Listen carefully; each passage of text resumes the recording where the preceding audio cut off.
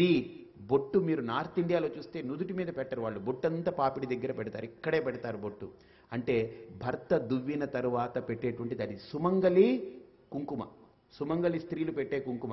ఇదేంటంటే మామూలుగా పిల్లలు కూడా పెట్టుకోవచ్చు, పెళ్లి కాకముందు పిల్లలు కూడా పెట్టుకోవచ్చు ఇక్కడ బొట్టు, ఎవరైనా బొట్టు ఇక్కడ పెట్టుకోవచ్చు. కానీ సుమంగలి స్త్రీ భర్త పెట్టేటువంటి బొట్టు మట్టుకు తిలకం ఇక్కడ పెట్టాలి, పాపిడి దగ్గర పెట్టాలి, దాన్ని పాపిడి బొట్టు అంటారు. ఇంటికి ఎవరైనా సుమంగలి వచ్చినప్పుడు తాంబూలం పెడతారు. సో ఆ తాంబూలం పెట్టినప్పుడు బొట్టు పెడతారు, బొట్టు పెట్టినప్పుడు ముందు ఇక్కడ పెట్టి పైన పెడతారు, పైన పెట్టకపోతే దోషం, పైన పెట్టాలి ఇక్కడ. ఎందుకనంటే అది భర్త సౌమంగళ్యానికి సంకేతం అక్కడ, ఆ భర్త గీసినటువంటి పాపిడి. కాబట్టి సీమంతో నయనము, ఆ సీమంతం అయిన తర్వాత ఆ భర్త ఆ భార్యకి అంతా గాజులు వేసి పువ్వులు పెట్టి నిండు చూలాలన్నమాట. ఆ నిండు చూలాలుగా ఉన్నటువంటి ఆ భార్యని పూజిస్తాడు భర్త. ఎలా పూజిస్తాడు? అమ్మవారిలా పూజిస్తాడు. కాబట్టి 7వ నెల తర్వాత ఆ శిశువు పరిపూర్ణమై గర్భంలో ఇక ఆ భర్త ఎదురు చూస్తుంటాడు, నా వారసుడు లేకపోతే నా వారసురాలు. అంటే శిశువు, మగ శిశువు పుడితే వీడికి 1, ఆడ శిశువు పుడితే 1. యాంటీబయాటిక్ మగవాడు, బి కాంప్లెక్స్ అమ్మాయి అన్నమాట. ఏమిటనంటే మనకి ఏదైనా జబ్బు చేసిందనుకోండి, డాక్టర్ గారు యాంటీబయాటిక్ రాస్తారు, ఒట్టి యాంటీబయాటిక్ వేసుకుంటే మనం క్షీణించిపోతాం, అందుకని బి కాంప్లెక్స్ వాడాలి, 2 వేసుకోవాలి.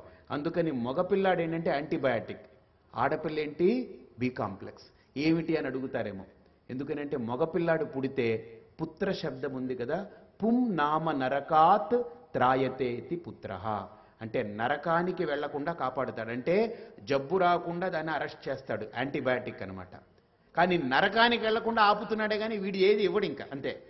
వీడు ఇంకా అక్కడ మధ్యలో త్రిశంకులా ఉండాలి. కానీ వీడిని మళ్ళీ పైకి పంపించేది ఎవరు? బ్రహ్మలోకానికి పంపించేది ఆడపిల్ల. ఎందుకని? ఇమాం కన్యాం కనక సంపన్నాం కనకాభరణైర్యుతాం దాస్యామి విష్ణవే తుభ్యం బ్రహ్మలోక జిగీషయా. ఈ కొడుకు నరకం నుండి కాపాడుతాడు, కూతురు బ్రహ్మలోక ప్రాప్తినిస్తుంది. అక్కడికి వెళితే వీడు హాయిగా మోక్షానికి ఉంటాడు, క్రమముక్తి వస్తుంది. అందుకనే కొడుకు పుడితే వీడికి ఏం సమస్య ఏమి లేదు, ఏదో పోతుంటాడు. కానీ కూతురు పుట్టిన తర్వాత వీడు చేయవలసిన మొట్టమొదటి పని ఏంటంటే విష్ణులోకానికి, బ్రహ్మలోకానికి వెళ్ళాలి కదండి. అందుకని అల్లుడు కాళ్ళు కడగాలి వీడు. అల్లుడు గారు పాపం 25 ఏళ్ళు, అప్పుడే ఫ్రెష్గా ఇంజనీరింగ్ పూర్తయింది, ఇంకా ఉద్యోగం లేదు, ట్రయల్స్లో ఉన్నాడు. కానీ అల్లుడు గారు నచ్చారు. ఈయనేమో చాలా పెద్ద డిపార్ట్మెంట్లో చాలా పెద్ద హెడ్. ఈయన పెళ్లికి, కూతురు పెళ్లికి మొత్తం ఊరంతా వచ్చేసింది, ఈయన ఊరిలోనే చేస్తారు. అందరూ సార్ సార్ సార్ సార్ అంటున్నారు.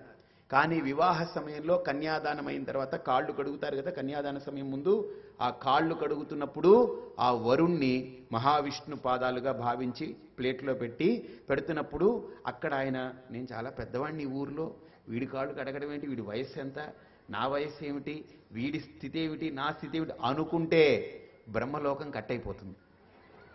అసలు ఆలోచనే రాకూడదు ఇంకా. ఒకసారి నువ్వు వాణ్ణి అల్లుడుగా స్వీకరిస్తే ఇంకా అక్కడే కాళ్ళు కడగాలి. నన్ను అడిగారు ఒక ఆయన, ఏమండి కన్యాదానానికి ముందే కాళ్ళు పట్టిస్తున్నారు ఎందుకనంటే ఇంక జీవితంలో ఎప్పుడు పట్టుకోవాల్సిన అగత్యం ఏర్పడకుండా అప్పుడే పట్టేస్తాడు అనమాట. అప్పుడే గట్టిగా పడితే వీడు ఎక్కడికి కదలకుండా అప్పుడే పట్టేసినట్టు అనమాట అర్థం.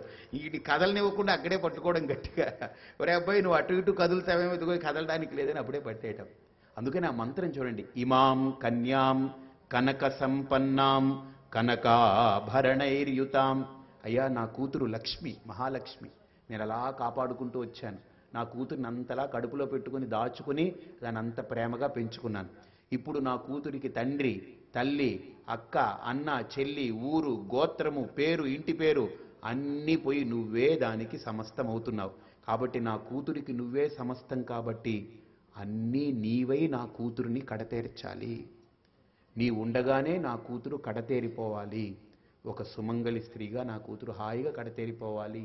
నీకు ఇస్తున్నాను కాబట్టి, ఎందుకు ఇస్తున్నాను?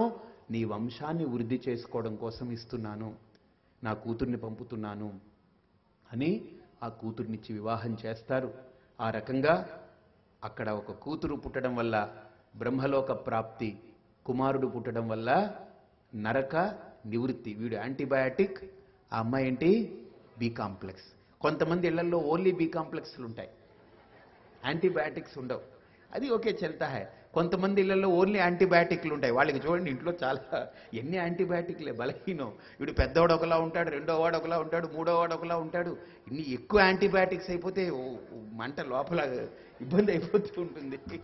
కాబట్టి ఓన్లీ యాంటీబయాటిక్ పనికిరాదు, ఓన్లీ బి కాంప్లెక్స్, రెండు ఉండాలి. యాంటీబయాటిక్ ఉండాలి, బి కాంప్లెక్స్ ఉండాలి. ఒక ఆయన అడిగారు, స్వామీజీ నాకు యాంటీబయాటిక్ లేదు, బి కాంప్లెక్స్ లేదన్నాడు. నీకు జబ్బే లేదు, గొడవే లేదన్నా నేను.